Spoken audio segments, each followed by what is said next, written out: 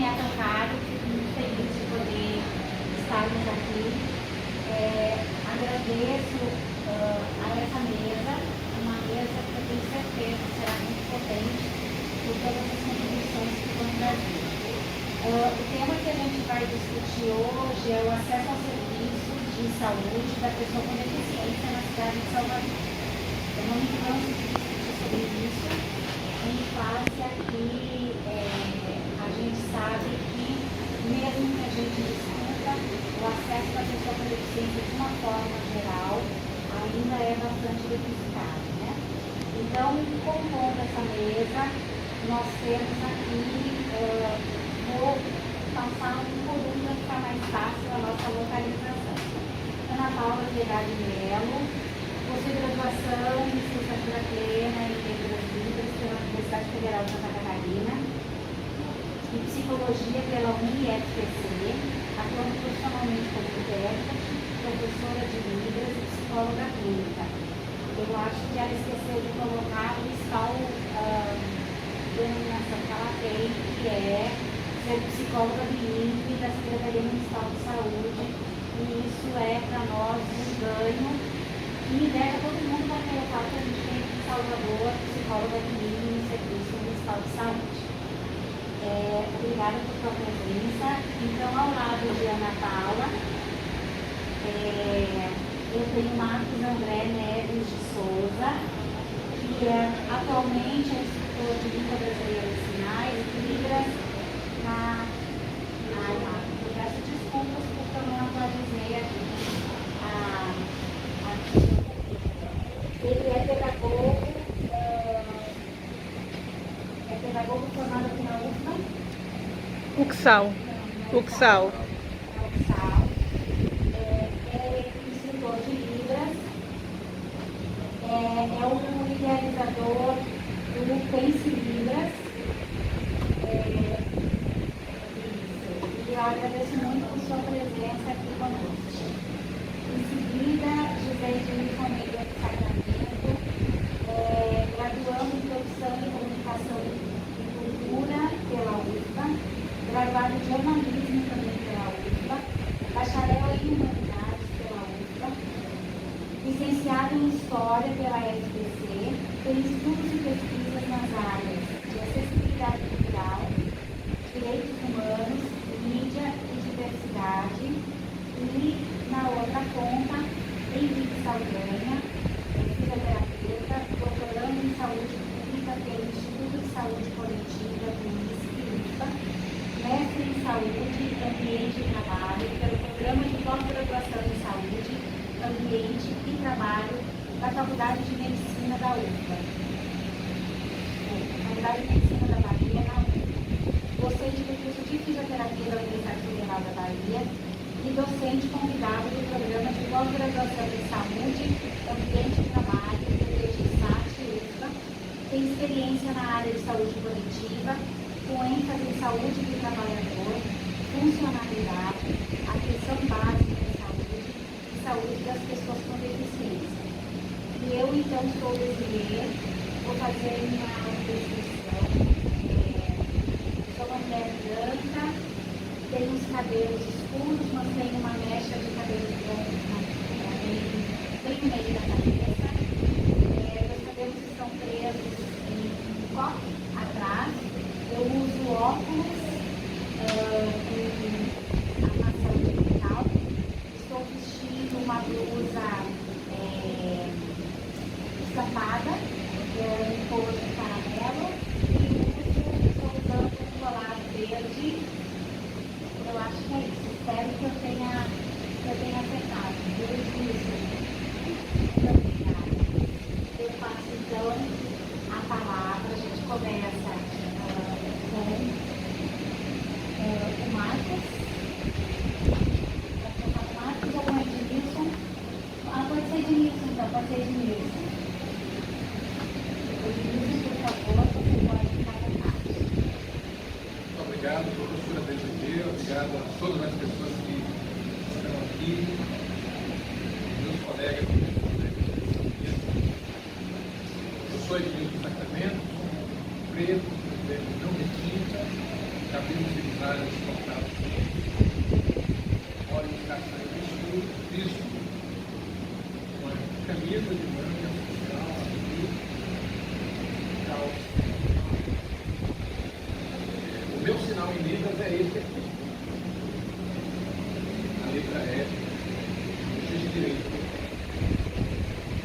Para mim é um prazer muito grande compor essa mesa por algumas razões. A primeira delas é que nós estamos discutindo um tema referente à cidade do Salvador, referente à nossa cidade. Então, quando a universidade se propõe a olhar o lugar onde ela se encontra, o território onde ela se encontra, na minha opinião, isso já é um grande sinal. Claro, porque a universidade discute muito. Eu acho que essa mesa acerta, traz para o debate a questão relativa ao atendimento à saúde das pessoas da ciência e do valor importantíssimo. Interessante que seja utilizado. A outra questão que eu quero destacar aqui é com referência à necessidade desse debate, não só aqui na universidade, não só aqui no Congresso da UFA, mas em outros lugares, de saúde, que é, sem sombra de dúvida, um dos pilares fundamentais da nossa sociedade. Dito isso, nós estamos discutindo um tema caro e, sobretudo, necessário nessa cidade, do ponto de vista da saúde, é desigual e não oferece as soluções necessárias que, para todas as pessoas, e aqui está para as pessoas já gozam de uma série de na locomoção, na comunicação e, sobretudo, no lugar que se encontra dentro da sociedade. O que eu poderia destacar? Aplaudindo o SUS, o sistema de saúde, não só para as pessoas, para todas as pessoas, é o sistema digno da nossa. Nós temos o SUS, estaríamos muito mais desiguais, estaríamos muito mais desequilibrados do ponto de vista da assistência à saúde. E, como eu disse, deve ser pensado para todas as pessoas, em particular em relação às pessoas com deficiência. Eu queria só ilustrar aqui um pequeno raciocínio para o qual eu gostaria de convidar vocês para acompanhar, que é o seguinte: vamos imaginar que nós temos na cidade uma pessoa com deficiência, e eu vou chamar com deficiência física, mas eu poderia dizer uma pessoa de e precisa, naturalmente, ter esse acesso à saúde, né? Todos, ou a todos, Acho que dá para a gente ter. serviços e as políticas. Vamos admitir que essa pessoa precisa se deslocar para a unidade de saúde. Eu arrisco a dizer que ela precisará pelo menos ultrapassar 4 ladeiras. A primeira, valendo a própria redundância, é ter a necessidade, as suas necessidades de saúde atendidas, ou seja, as básicas, e vamos admitir que ela precise circular para uma intervenção, um procedimento, uma consulta. Ela precisa ter esse primeiro momento, vencer a barreira de conseguir se deslocar. Então nós estamos falando de uma pessoa que consegue se deslocar, ou caminhando, ou em cadeira de rodas, ou acompanhado, ou sozinho.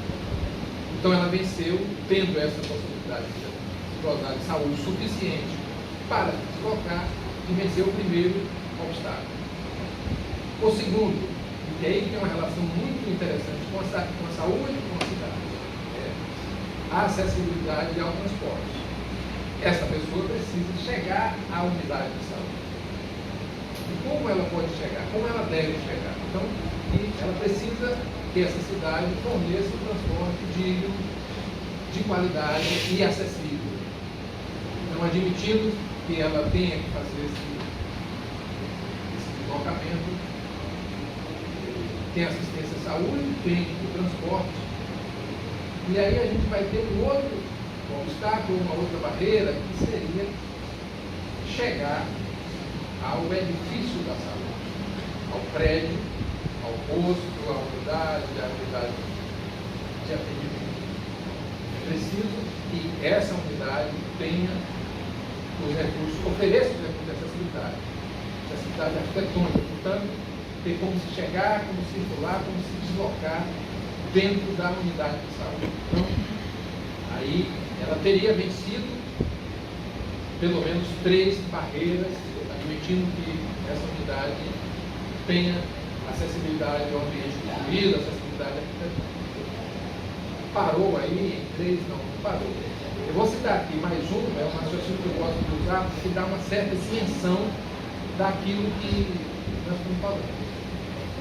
É preciso que ela consiga, já dentro da unidade de saúde, ter um atendimento baseado na acessibilidade atitudinal. A acessibilidade atitudinal é aquela que está intimamente ligada à vontade da outra pessoa, ao comportamento, à sua maneira de interagir com o outro e com a outra. Então vejamos, se ela tem funcionários, servidores, servidoras, profissionais da saúde, consigam se revestir dessa acessibilidade atitudinal, ela chegou a um atendimento na área da saúde. E é claro que muitos de vocês fazem ou fariam, farão esse percurso, mas com certo, sem enfrentar tantas barreiras. Então, eu já trouxe 4 barreiras que uma pessoa média, comum da cidade de Salvador, precisa vencer para atingir o seu objetivo, chegar ao seu destino. Feito esse raciocínio, é importante que a gente observe que, uma vez na unidade de saúde, a depender do que seja a sua demanda, pode ser um exame clínico, pode ser uma consulta, e aí é importante que a cidade, no caso a cidade de Salvador, compreenda que não basta que a gente tenha esses requisitos atendidos. Ter assistência, ter um transporte acessível, ter uma edificação acessível e atender bem ou atender dignamente.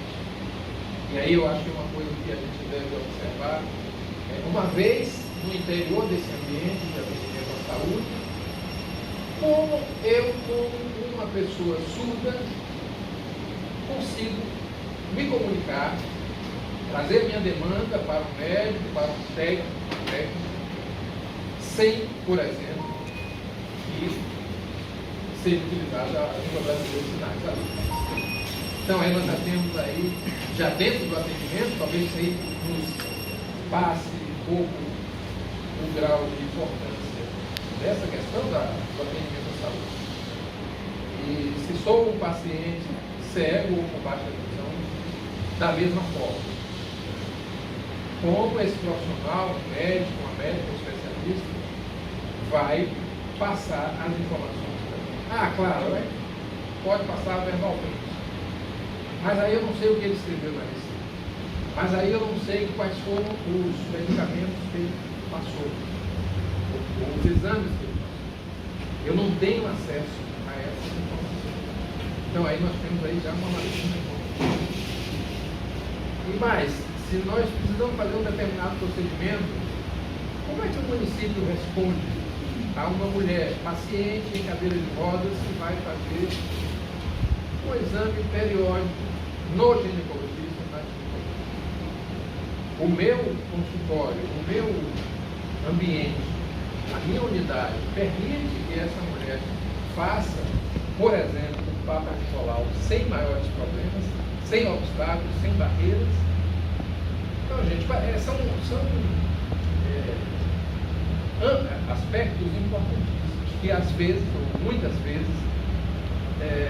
passam sem essa observação. E muitos de vocês podem já ter conhecimento do caso. A questão do cuidado com o paciente, ela vai além de apenas dizer eu atendi. Mas como eu atendi? E quantas mulheres deixam de fazer determinados procedimentos por causa das barreiras? Ou fazem de maneira incompleta? Eu quero trazer isso. Um dia desse eu fiz uma palestra no HGE e foi interessante que depois de eu falar dessas coisas, uma doutora chegou e disse: "Poxa, que coisa", eu fiquei de boca aberta, porque o que eu perguntava no paciente era se tinha alergia, ou ao que tinha alergia. Ou seja, embora a gente esteja, claro, a faculdade nos passe esses conhecimentos, e no dia a dia da saúde, particularmente, isso seja discutido, mas nós percebemos a falta de uma atitude e também o instrumental que permita, porque muitas vezes a questão desse atendimento ele é deficitário, não pela incompetência ou pela competência do servidor, da funcionária, mas em função das condições. Então, eu acho que só aqui, para ficar, por enquanto, nesses exemplos, a gente teria material, o tema o suficiente para montarmos um cenário. Em cima disso, quer dizer, nós não estamos falando das questões maiores, que são as questões da saúde propriamente dita, dos atendimentos, da regulação de vagas, como é que eu acesso um serviço de saúde, como é que eu leio resultados do exame, a qualidade do processo. Então, assim, discutir saúde no município de Salvador, discutir saúde da pessoa com deficiência, é algo que requer um olhar para além do atendimento propriamente. E aí, eu vou só concluir dizendo da importância que é a gente ter tudo isso muito coordenado, né? Ou seja, desde as condições de se chegar à unidade de saúde, a acessibilidade ao tribunal, que para nós é algo super importante, é a atitude que muitas vezes facilita essa relação.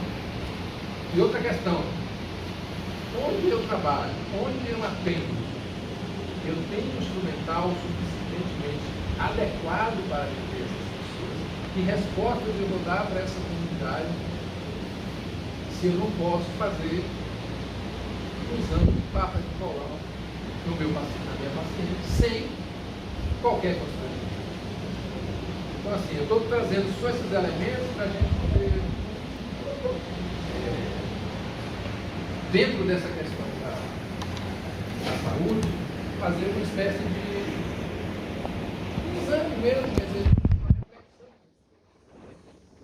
A gente sabe que existem centros especializados no atendimento, a gente sabe que existe uma política nacional, existe a área de atendimento, a área de cuidado, mas ainda precisamos, e alguns municípios avançam mais, outros menos.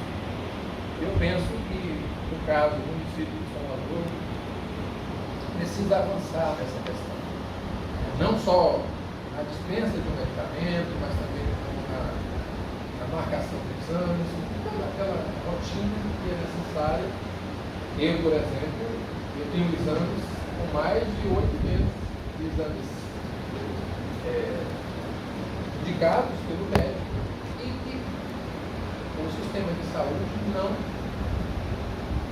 me atende, ou seja, às vezes esse documento caduca, porque, claro, como aqueles agravamentos que a gente sabe, às vezes não é que a validade passou, mas o tempo, o agravamento daquela questão se faz presente. Então, eu queria só trazer esses raciocínios aqui para a gente avaliar a questão de saúde, sobretudo aqui em saúde do município torcer para que a gente tenha dias melhores nessa questão e que a área do cuidado da pessoa com deficiência possa dialogar também com a comunidade. Eu acho que é importante isso. E as pessoas com deficiência têm muito a contribuir com isso. Não há possibilidade de nenhum sucesso em você planejar e executar uma política pública de saúde, como em qualquer área, sem ouvir o público-alvo. Então, muito obrigado e uma boa sorte para todas e todos nós. Obrigado. Muito obrigada, Edmilson. Obrigada por sua fala. A ideia é a gente discutir um pouco sobre tudo isso depois, então, de todas as apresentações. Agora, então, eu passo a palavra para o Marcos.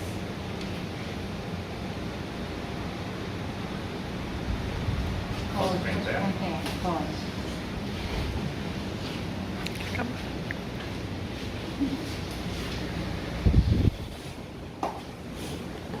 Olá, obrigado pelo convite, né? Agradecer a professora Monteiro pelo convite para estar aqui. Consegui uma liberação, né, no trabalho, na empresa que eu atuo, para estar aqui com vocês hoje. Eu quero agradecer pela presença de vocês aqui. Meu nome é Marcos André. Meu sinal é esse aqui, que é o dedo indicador na testa, né? E eu vim aqui falar um pouco. Desculpa, eu vou voltar, eu quero me inscrever também. É importante, né, para as pessoas cegas. Eu estou usando um óculos, meu cabelo cacheado. Estou usando também uma camisa jeans e uma calça jeans preta. Eu sou negro e tenho cabelo black power. Hoje eu vim aqui entendendo, né, sobre as barreiras, né?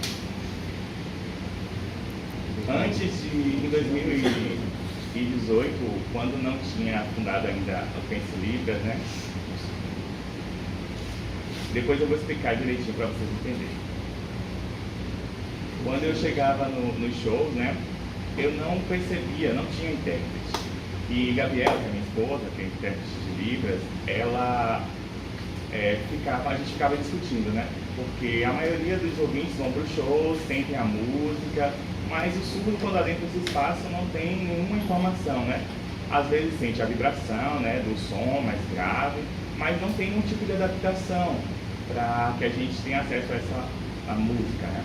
E lá na concha acústica, que fica ali perto do PCA, né, no Campo Grande, a gente entrou uma certa vez ali no espaço e estava tendo um protesto, né? Levamos uma faixa. Nós levamos uma faixa, né, lá pro show e meio que protestando, né, querendo intérprete. Aí a gente falou, é melhor a gente ir pra frente um pouco, né, para que o Saulo, né, que era o cantor que estava cantando naquela noite, pudesse ver. Aí teve um intervalo e Saulo chamou, né, Marcos, quem é Marcos? Gabriela, vem cá. Aí Gabriela foi também e Saulo perguntou, o que foi que aconteceu, gente? Aí a gente explicou, né, sobre essa questão da importância da acessibilidade da Libras no show para mim, que era uma pessoa surda. E aí Saulo ficou refletindo sobre aquilo, né? E meio que com aquela sensação de arrependimento e tal, ele chorou até no show e falava assim, nossa, como assim eu não tinha pensado nisso, né? E durante todo esse tempo sem acessibilidade no show. E aí Gabriela começou a interpretar a partir daquele momento, e as pessoas começaram a gravar vídeos e incentivar, né? E começou, de certa forma, a divulgar a Libras. Eu naquele momento, parecia que eu estava flutuando, né? Foi muito emocionante, porque principalmente trouxe aquele impacto, né? Para trazer essa discussão acerca da acessibilidade e pensar os prejuízos que temos ao não ter acesso às artes, à música, né? Então é como se fosse uma denúncia, né, para provocar a essas pessoas a praticarem essa igualdade, a ter acessibilidade em Libras nos espaços. E aí com o tempo a gente foi melhorando um pouquinho no que diz respeito à acessibilidade em alguns shows, depois teve uma decadência também. Então assim, a gente precisou, de certa forma, né, estar a todo momento incentivando as pessoas a pensarem sobre isso. E aí vocês, né, que são ouvintes, que vão a um espaço, né, têm acessibilidade. E é importante pensar que nesses espaços estão também pessoas surdas, cegas, que precisam de acessibilidade. É como se as pessoas ouvintes elas tivessem mais oportunidade de se desenvolver em determinadas áreas, enquanto as pessoas surdas e com deficiências elas vão perdendo esse acesso e direito a novos conhecimentos, né? Hoje em dia, o que acontece? Eu percebo aqui que o SUS, ele de fato tem ofertado alguns atendimentos. No entanto, quando se trata de deficiente, surdo ou algum deficiente, a gente percebe que, por exemplo, com surdo, a gente só entrega os documentos e senta. E os ouvintes, eles vão, são atendidos, passam, sentam e a gente percebe que, inclusive, passam na nossa frente. Quando a gente questiona, sim, mas já chamou muita gente, nós estamos aqui sentados ainda, eu como último, nossa, eu cheguei primeiro que ele. O que está acontecendo? Estou vendo um monte de gente passar na minha frente. E aqueles profissionais que lá estão, não, tenha calma, sente um pouco, aguarde, sua hora vai chegar. E aí eu fico pensando, nossa, eu fiquei quase 2 horas de relógio aqui aguardando, ok, tá, fiquei quieto, e aí agora vem a segunda fase, que é o atendimento com realmente profissional, médico e tal. E aí você lá vai se queixar e tal. E a gente percebe mais uma vez a dificuldade na comunicação. Aí traz mais uma vez o intérprete, é aquela coisa de escreve um bilhetinho, entrega, ele escreve e responde. Mas a gente percebe que também no SUS ainda falta profissionais, ainda falta acessibilidade. E isso não se trata apenas do SUS. Tanto no particular quanto no SUS a gente percebe que ainda existe essa barreira. Principalmente em determinados locais. Por exemplo, na área de arte, na área de shows, eventos, a gente já conseguiu pular um pouco essa barreira, já conseguimos alguns intérpretes. No entanto, na área da saúde, a gente vê essa dificuldade. Por exemplo, a gente pode receber um medicamento que não é o adequado para nosso tratamento e acabar, inclusive, morrendo. Porque ele apenas escreve, a gente não se comunica direito, prescreve, a gente vai embora com aquela receita e pronto, chega em casa, compra o medicamento. Mas a gente percebe que, de fato, precisa de um profissional, um bom profissional que, além do médico, um intérprete e um surdo, para que possa facilitar o nosso atendimento. A acessibilidade fica muito mais clara, muito mais bonita, e a gente percebe que, de fato, existem inúmeras, mas são muitas barreiras mesmo. Eu acompanho isso desde criança. Agora que eu estou casada com minha esposa, que de fato ela facilita isso para mim. Mas às vezes ela não pode, e aí eu percebo que ainda existe também dificuldade. Essa questão de só escrever um documento, ou entregar ou passar para ele, por exemplo, na senha, pronto, tem um número lá, a gente já sabe, às vezes tem telão, beleza, mas quando não tem o telão, como é que eu vou saber que me chama? Às vezes está lá Marcos, mas eu não sou ouvinte, e aí? Isso também é uma questão de acessibilidade, questão de adaptação. Colocasse um telão com o meu nome, para que pudesse, quando me chamar, eu saber que sou eu, que é a minha vez, e qual é a sala que eu tenho que ir. Por exemplo, existem alguns médicos que se formam, né, tem lá a sua graduação, tem a disciplina, que é a disciplina optativa ou obrigatória de Libras. Alguns se matriculam, se inscrevem, outros não, mas não dá o valor devido à comunicação. É como se fosse o inglês, o espanhol, é uma língua. A gente de fato precisa ter essa qualidade, esse desenvolvimento suficiente para que a gente tenha uma empatia, um tratamento igualitário. Não é nada assim de obrigatório, assim, porque eu também, como outro cidadão, eu pago meu imposto. E isso eu estou incluso dentro dessa sociedade. Por exemplo, a culpa é minha pelas barreiras? Não, eu estou acessível. As pessoas aqui não estão acessíveis para mim. É o que eu percebo. Então, hoje eu penso que as pessoas precisam se adaptar, a sociedade e a prefeitura também. Vou citar como exemplo aqui a irmã, a colega Ana Paula, que é a psicóloga bilíngue. Como é que a gente vai tratar com esses atendimentos, essas nomenclaturas? A gente precisa, em determinados locais, essa independência, né? Porque a gente está parecendo que envelheceu, mas porque continua dependendo dos nossos familiares para ir à nossa consulta e aquela coisa de troca de informação no papelzinho. A gente quer ter a nossa dependência, queremos ter o nosso conforto, a gente quer poder nos comunicar.